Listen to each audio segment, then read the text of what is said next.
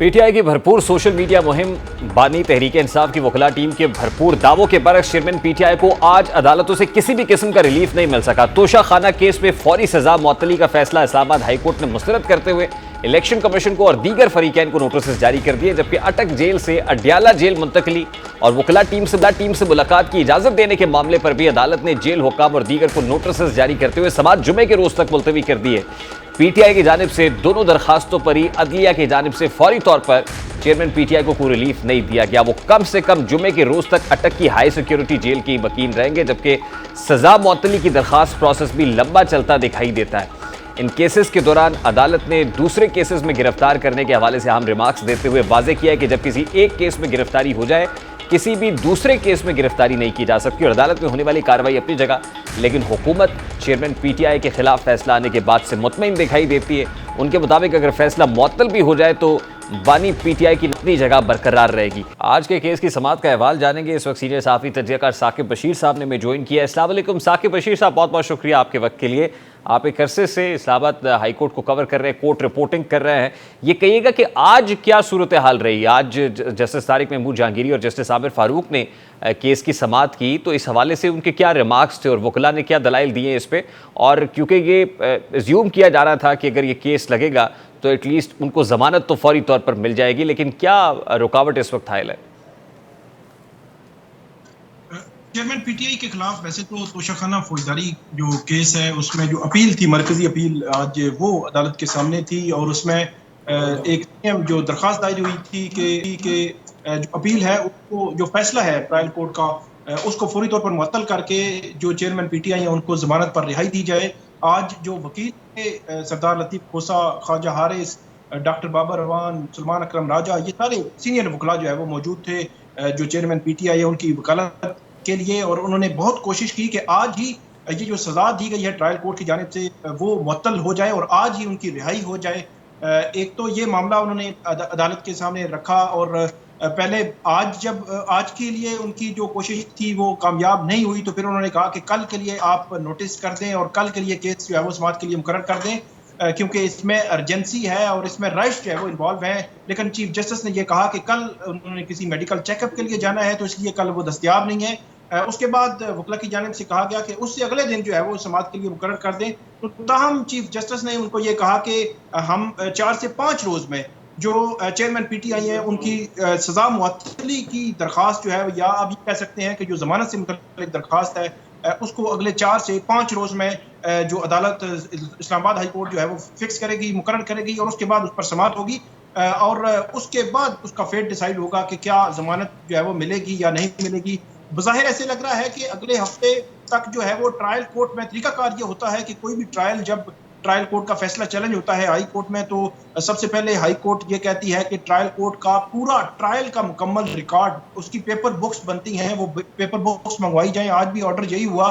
वो paper books बनने में कुछ टाइम लग जाता है, तो मुझे ऐसे लगता है कि शायद अगले हफ्ते तक पेपर बुक्स ना बन सके और उससे अगले हफ्ते तक जो है वो केस जा सकता है। लेकिन बज़ाहिर अगर जमानत की बात की जाए तो 3-4 हफ्ते लग सकते हैं जमानत होने में। फौरी तौर पर आज जो रिलीफ की उम्मीद की जा रही थी, पीटीआई के जो वकला है, जो लीगल टीम है, वो उनको नहीं मिल सकी, लेकिन अपील पर भी नोटिस हो गए और सस्पेंशन ऑफ सेंटेंस की दरखास्त पर भी नोटिस हो गए। ये एक मामला था। इसके अलावा एक और जो मामला इसी में से निकला है वो ये है कि जो FIA है उसने जो जज है हमायूं दिलावर, उनसे मंसूब पोस्टों वाले मामले में वकला को, सीनियर वकला को जो है वो नोटिस जारी करना शुरू कर दिए हैं और उनकी तलबियां जो है वो लगाना शुरू कर दी हैं। ये मामला आज वकला ने जब अदालत के सामने रखा तो उसमें जो चीफ जस्टिस हैं उनके रिमार्क्स बड़े अहम थे। उन्होंने कहा कि हमने सिर्फ तहकीकात का ऑर्डर किया है, हमने तंग करने का या किसी को हरासा करने का ऑर्डर नहीं किया, इसलिए इस मामले को हम देख लेंगे, एडमिनिस्ट्रेटिव साइड पे देखेंगे। उसके बाद उन्होंने जो बैरिस्टर गोहर हैं, इनकी पीटीए लीगल टीम के मेंबर हैं, उनको भी कहा कि आप चैम्बर में मिले और उसके बाद जो चैम्बर में उन्होंने आना था और उसके बाद मिले। उसके बाद चीफ जस्टिस जो है उनसे मुलाकात भी हुई और हमें ज़राए ये बता रहे हैं कि अब FIA के हवाले से चीजें थोड़ी सी नर्म होंगी और मामला जो है वो शायद उस स्पीड से आगे ना बढ़े जिस स्पीड से आगे बढ़ रहे थे, क्योंकि गुज़श्ता रोज एक वकील को बुलाया गया था, आज एक और वकील को बुलाया गया। ये बड़ा इंपॉर्टेंट मामला है कि गुज़श्ता रोज भी नईम पे जौता तकरीबन 8 घंटे तक FIA के रूबरू रहे और फिर कहा गया कि शायद FIA ने उन्हें हिरासत में ले लिया और उसके बाद फिर गालिबन ख्वाजा हारिस को भी नोटिस हुए। मैं इस तरफ आता हूँ, लेकिन उससे पहले जो मरकजी अपील है PTI की उसमें इस मामले को किस तरह जब सजा मौतली की ग्राउंड्स रखी जा रही है कि सजा को मौतल किया जाए, तो सजा मौतली का मतलब क्या है? क्या कन्विक्शन जो है कन्विक्टेड रहेंगे चेयरमैन पीटीआई, जमानत मिल जाएगी? यानी कन्विक्शन होने का मतलब ये कि डिस्क्वालिफिकेशन वाली जो सजा है जिसका नोटिफिकेशन इलेक्शन कमीशन ने भी कर दिया वो अपनी जगह पर रहेगी जैसे इंटीरियर मिनिस्टर कह रहे हैं, और जमानत मिल जाएगी, वक्ती तौर पर एक रिलीफ मिलेगा, या मौतली का मतलब ये है कि बिल्कुल प्रोसेस रिवर्स हो जाएगा? जी बिल्कुल, ये बड़ा अहम नुक्ता आपने उठाया है। ये आम लोगों की समझ के लिए हम बिल्कुल आम फार्म करके बता देते हैं कि जिस को भी मुलज़म को उसको सज़ा हो जाती है तो वो सज़ा याफ्ता अगर हो तो वो जो है वो 5 साल के लिए, जिस तरह 62(1)H के तहत इलेक्शन कमीशन ने उनको नाअहल करार दिया है गुज़श्ता रोज़ 5 साल के लिए, तो अब उनकी जो उनके खिलाफ जो ऑर्डर है, फैसला है ट्रायल कोर्ट का, जिस दिन वो कालअदम होगा उस दिन उनकी वो नाअहली ख़त्म होगी। जो सज़ा मुअत्तली होती है ये आर्जी रिलीफ होता है।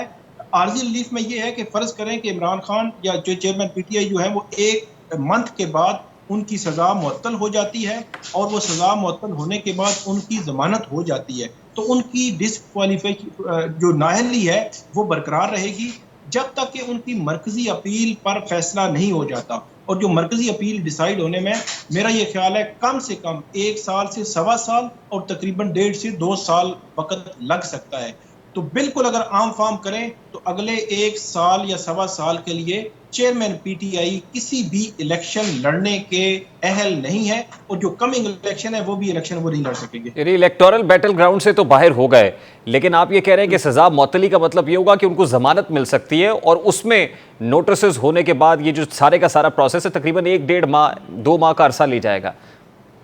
जी बिल्कुल, ये जो प्रोसेस है ये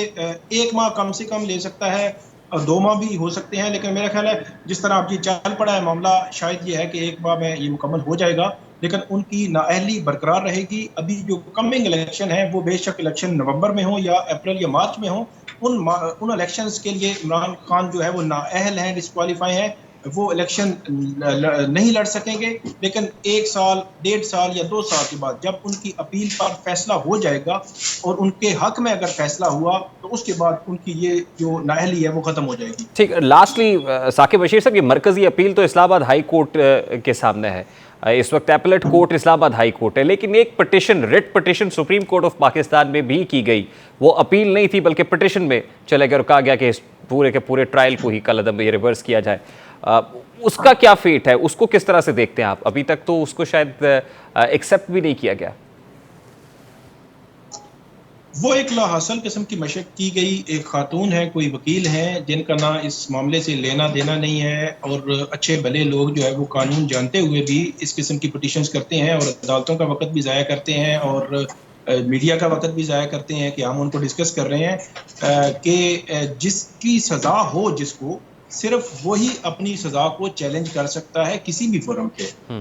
उसके अलावा कोई XYZ जो है, कोई बंदा जो है उसको चैलेंज नहीं कर सकता। और सुप्रीम कोर्ट में उस खातून वकील ने जो चैलेंज किया है, मेरा नहीं ख्याल, पता नहीं उसमें क्या विजडम था, क्या उनकी सोच थी, सिर्फ इसके अलावा कि वो अपना नाम जो है वो इसमें लिखवाना चाहें कि उन्होंने चेयरमैन पीटीआई की जो सजा हुई है उसको चैलेंज किया है। इसके अलावा इसका कोई जो है वो एक फजूल किस्म की एक्सरसाइज है ये। ठीक, बहुत शुक्रिया साकिब बशीर साहब। ये सीनियर सहाफ़ी तजज़ियाकार साकिब बशीर साहब हमारे साथ मौजूद थे और सज़ा मौतली का जो मामला है उस पर भी रोशनी डाली और क्या लीगल ग्राउंड्स हैं इस वक्त चेयरमैन पीटीआई के वकला की तरफ से। बल्कि जो भी मामला है 1 से 1.5 माह का अरसा नोटिस होंगे तो कमोबेश लग जाएगा, जिसमें सज़ा मौतली का मतलब ये होगा कि वक्ती रिलीफ तो चेयरमैन पीटीआई को मिल सकता है, ज़मानत तो हो सकती है, लेकिन कन्विक्शन पर बरकरार रहेगी, जिसका मतलब यह है कि डिस्क्वालिफिकेशन रहेगी। वो इलेक्टोरल यानी बैलेट पेपर से, इलेक्टोरल प्रोसेस से आउट रहेंगे और जब तक मरकजी अपील पर फैसला नहीं आता तब तक ये कन्विक्शन ख़त्म नहीं हो सकेगी।